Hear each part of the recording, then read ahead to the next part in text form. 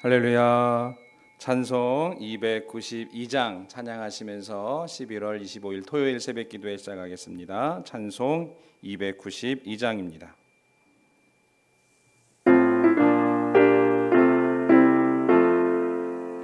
주 없이 살 수 없네 죄인의 구주요 그 귀한 보배 피로 날 구속하소서 구주의 사랑으로 흘리신 보혈이 내 소망 나의 위로 내 영광 됩니다. 주 없이 살 수 없네 나 혼자 못 서리 힘없고 부족하며 지혜도 없도다 내 주는 나의 생명 또 나의 힘이라 주님을 의지하여 지혜를 얻으리 주 없이 살 수 없네 내 주는 아신다 내 영의 깊은 간구 마음의 소원을 주밖에 나의 마음 네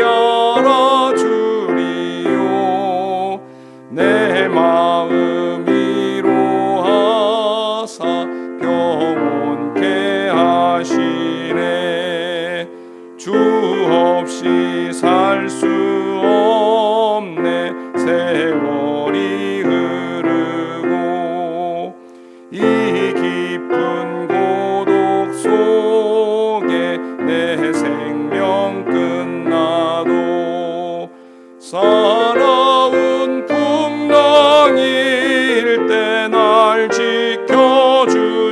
지켜주시니 내 곁에 계신 주님 늘 힘이 됩니다.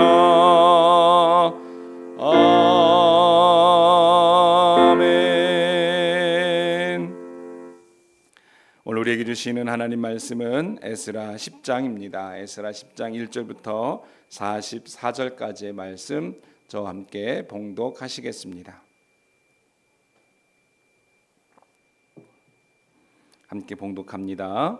에스라가 하나님의 성전 앞에 엎드려 울며 기도하여 죄를 자복할 때에 많은 백성이 크게 통곡하며 이스라엘 중에서 백성의 남녀와 어린아이의 큰 무리가 그 앞에서 모인지라 엘람 자손 중 여히엘의 아들 스가냐가 에스라에게 이르되 우리가 우리 하나님께 범죄하여 이 땅 이방 여자를 맞이하여 아내를 삼았으나 이스라엘에게 아직도 소망이 있나니 곧 내가 주의 교훈을 따르며 우리 하나님의 명령을 떨며 준행하는 자의 가르침을 따라 이 모든 아내와 그들의 소생을 다 내보내기로 우리 하나님과 언약을 세우고 율법대로 행할 것이라 이는 당신이 주장할 일이니 일어나소서 우리가 도우리니 힘써 행하소서 하니라 이에 에스라가 일어나 제사장들과 레위 사람들과 온 이스라엘에게 이 말대로 행하기를 맹세하게 하며 무리가 맹세하는지라 이에 에스라가 하나님의 성전 앞에서 일어나 엘리야십의 아들 여호하난의 방으로 들어가니라 그가 들어가서 사로잡혔던 자들의 죄를 근심하며 음식도 먹지 아니하며 물도 마시지 아니하더니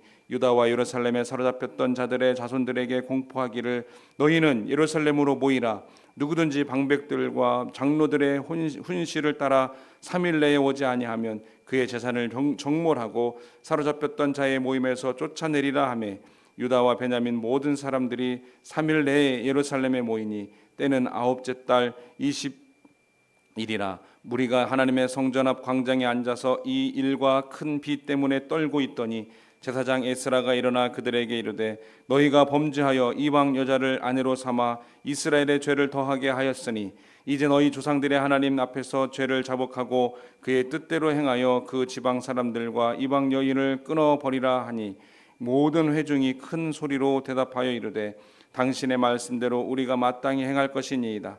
그러나 백성이 많고 또 큰 비가 내리는 때니 능히 밖에 서지 못할 것이요 우리가 이 일로 크게 범죄하였은즉 하루 이틀에 할 일이 아니오니 이제 온 회중을 위하여 우리의 방백들을 세우고 우리 모든 성읍의 이방 여자에게 장가든 자는 다 기한의 각 고을의 장로들과 재판장과 함께 오게 하여 이 일로 인한 우리 하나님의 진노가 우리에게서 떠나게 하소서 하나 오직 하사엘의 아들 요나단과 디과의 아들 야시야가 일어나 그 일을 반대하고 무슬람과 레이 사람 삽부대가 그들을 돕더라. 사로잡혔던 자들의 자손이 그대로 한지라. 제사장 에스라가 그 종족을 따라 각각 지명된 족장들 몇 사람을 선임하고 열째 달 초하루에 앉아 그 일을 조사하여 첫째 달 초하루에 이르고 이방 여인을 이 아내로 맞이한 자의 일을 조사하기를 마치니라. 제사장의 무리 중에 이방 여인을 아내로 맞이한 자는 예수아 자손 중 요사닥의 아들 그의 형제 마하세야와 엘리에셀과 야립과 그달랴라. 그들이 다 손을 잡아 맹세하여 그들의 아내를 내보내기로 하고 또 죄로 말미암아 수량 한 마리로 속건제로 드렸으며 또 인멜 자손 중에서는 하나니와 스바다요 하림 자손 중에서는 마하세야와 엘리야와 스마야와 여히엘과 우시야요 바스올 자손 중에서는 엘류 에네와 마하세야와 이스마엘과 느다넬과 요사밧과 엘리사였더라.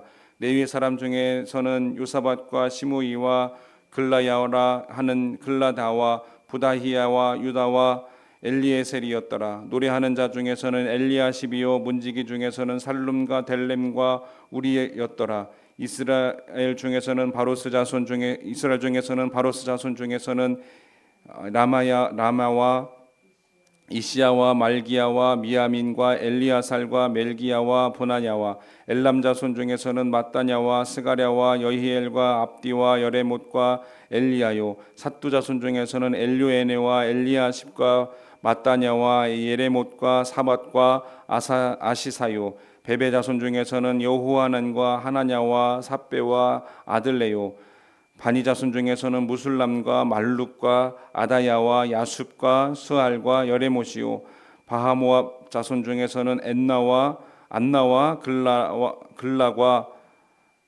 글랄과 무나야와 마하세야와 바다냐의 부살렐과 빈누이와 문하세요 하림 자손 중에서는 엘리에셀과 이시야와 말기야와 스마야와 시므온과 베냐민과 말룩과 스마랴요 하순 자손 중에서는 마띠네와 마따따와 사밧과 엘리벨렛과 여레메와 모나세와 시므이요 바니 자손 중에서는 마하데와 아무람과 우엘과 무나야와 베디와 굴루히와 와냐와 무레못과 에라십과 마따다냐와 마뜨네와 야하수와 바니와 빈누아와 시므이와 셀레마와 나단과 아다야와 막네드베와 사세와 사레와 아사렐과 셀레미아와 스마랴와 살룸과 아마랴와 요셉이요 느보 자손 중에서는 여히엘과 마따디야와 사밧과 스비네와 잇도와 요헬과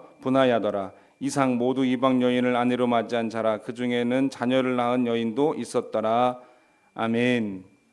할렐루야. 오늘 하루도 우리 주님과 함께 하시는 행복한 하루 되실 줄로 믿습니다. 거룩한 주일을 준비하는 준비일 예비일에 하나님께 주실 말씀을 기대하는 또한 복된 하루가 되시기를 주님의 이름으로 축복합니다. 에스라의 마지막 장 10장 말씀을 우리가 함께 하나님 말씀을 통해서 은혜를 나누고자 합니다. 이 에스라의 실제적인 개혁에 관한 말씀이 기록되어 있습니다. 어제 말씀드렸던 것처럼 이스라엘 백성들이 이방 여인과 결혼하는 것, 이방인과 결혼하는 것을 너무 서스럼 없이 자행했다 그랬죠. 그 이유는 영적인 리더의 부재와 또 하나님의 율법이 희미해졌기 때문이라고 그렇게 이야기했습니다. 에스라가 돌아와서 가장 먼저 한 것이 회개 운동이었고, 그리고 회개 운동으로만 끝난 것이 아니라 그 잘못을 청산하는 것으로 오늘 에스라 마지막 장 10장이 이어지고 있습니다. 에스라를 중심으로 해서 돌아온 이스라엘 백성들이 통회하고 자복하는 중에 오늘 말씀에 스가냐가 등장합니다. 이 스가냐가 개혁운동을 제의합니다. 우리가 회개했으니 우리가 회개할 수밖에 없었던 그 일을 정리합시다. 이 일을 할 수 있는 사람은 에스라 당신뿐이니 거기 주저앉아 있지 말고 일어나십시오. 그렇게 도전했지요. 이에 온 이스라엘 백성들이 에스라를 중심으로 해서 이방인 아내와 그의 자녀들을 이스라엘 땅에서 내어보내기로 그렇게 맹세했습니다. 예루살렘 총회를 통해서 에스라는 개혁운동을 추진했고 그 모든 내용과 그때 이방인과 결혼한 각 자손의 사람들의 이름이 쭉 기록되어 있습니다.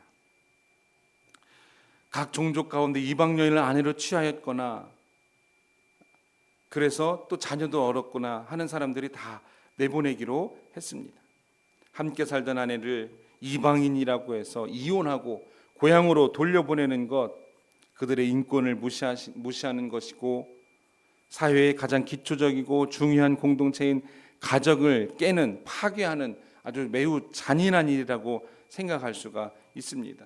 뿐만 아니라 이방인과의 결혼은 과거 모세나 요셉에 의해서도 행해진 바가 있는데 형평성에서도 어긋난다고 할 수가 있습니다. 그런데 특별히 오늘 말씀에서 이방인과의 결혼을 단죄하는 이유는 뭐냐면 이방인 이스라엘 백성들이 이방 족속에 인해서 이방인의 우상과 풍습에 물들어가는 심각한 영적인 타락에 빠지게 되는 결과를 낳았기 때문에 그렇다는 것이지요. 에스라는 시대적 상황과 시대의 현실을 직시했습니다. 그리고 그냥 넘어갈 수 있는 일이라고 생각되는 작은 것이 하나님과 이스라엘 백성들 사이를 단절시키고 결국은 심판에 이르게 한다는 것을 너무나 잘 알았습니다. 그래서 에스라는 스가냐의 그 이야기를 듣고 결단을 하게 된 것이지요. 이런 말씀의 내용을 통해서 우리는 무엇을 어떻게 이해해야 될까요? 우리도 국제 결혼을 다 금해야 될까요? 아니지요. 우선 예수 그리스도를 안에서 이 혈통의 장벽은 다 허물어졌지요.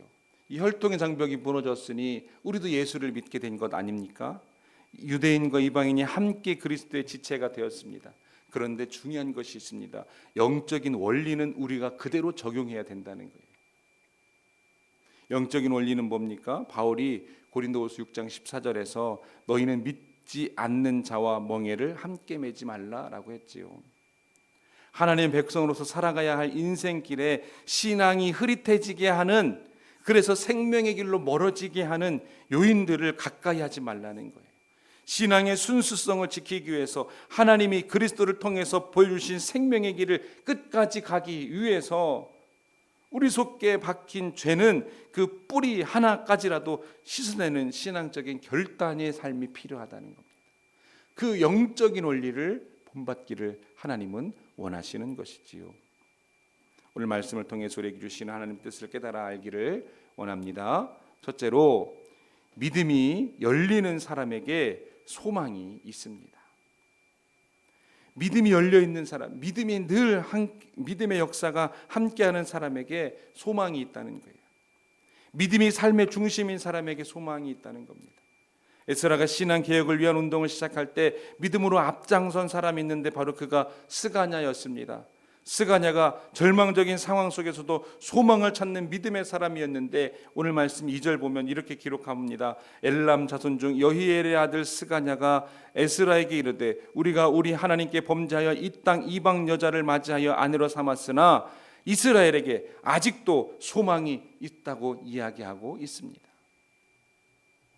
믿음의 사람의 눈에는 절망 중에도 소망을 볼 수 있는 눈이 있더라는 것이지. 어제 말씀드렸죠. 성령께서 우리의 눈을 밝히시면 소망이 보인다는 것입니다. 소망은 뭡니까? 기다리는 것이죠. 소망은 뭡니까? 기대하는 것입니다. 소망은 그래서 준비하게 하는 것이 소망입니다. 믿음의 사람들이 절망 중에도 기다릴 수 있고 기대할 수 있고 준비할 수 있는 것은 바로 소망을 볼 수 있기 때문인 것이죠. 이와 같이 새로운 신앙은 깨어있는 한 사람으로도 가능합니다. 깨어있는 한 사람으로도 소망을 품고 있는 깨어있는 한 사람을 통하여서 신앙의 새로움은 일어날 수 있다는 겁니다.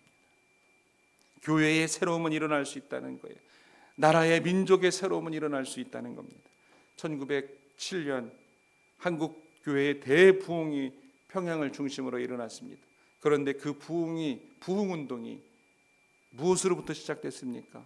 그보다 4년 앞선 1903년 함흥에서 하나님께서 주신 사명을 감당하던 의료 선교사 하디를 통해서 시작되었죠. 부끄러움을 무릅쓰고 기도회에서 자신의 죄를 고백한 것에서부터 시작되었습니다. 외국의 선교사를 통해서 통회하는 마음이 한국 교회의 부흥의 불길을 지핀 것이지요.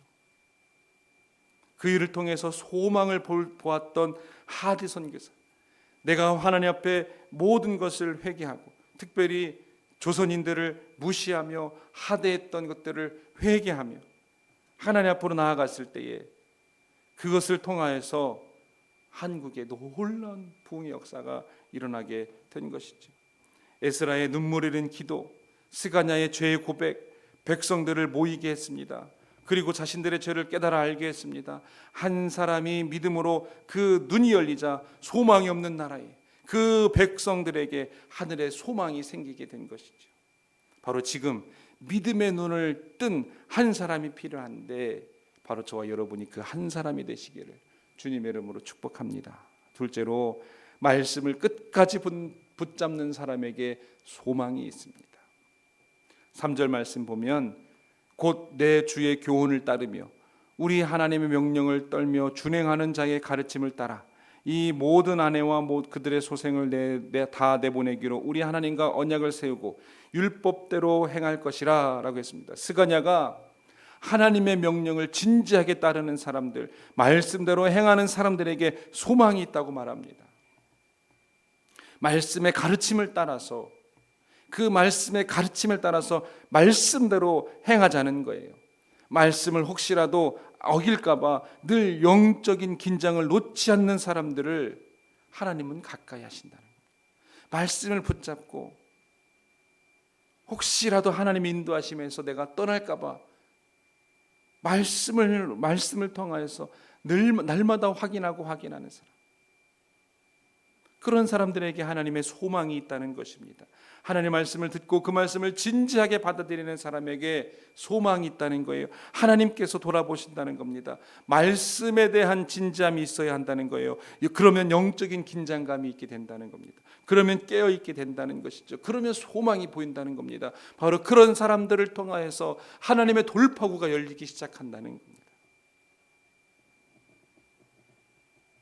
그래서 말씀을 붙잡고 있던 에스라를 중심으로 해서 스가냐를 중심으로 해서 회개하는 데에서 그치지 않고 더 이상 미루지 않고 그 모든 것을 정리하고 청산하기 시작하게 되었다는 겁니다.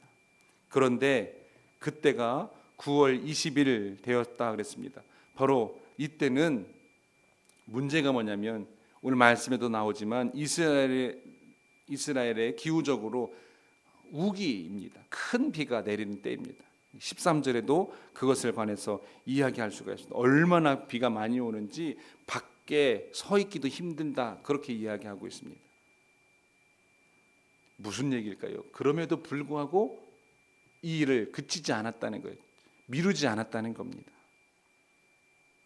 지금 비도 많이 오고 이 우기 때 그러니까 사람들 모이기도 쉽지 않고 이러니까 좀 이러지 않았다는 겁니다. 그럼에도 불구하고 미루지 않고 그 일을 진행했다는 것이죠.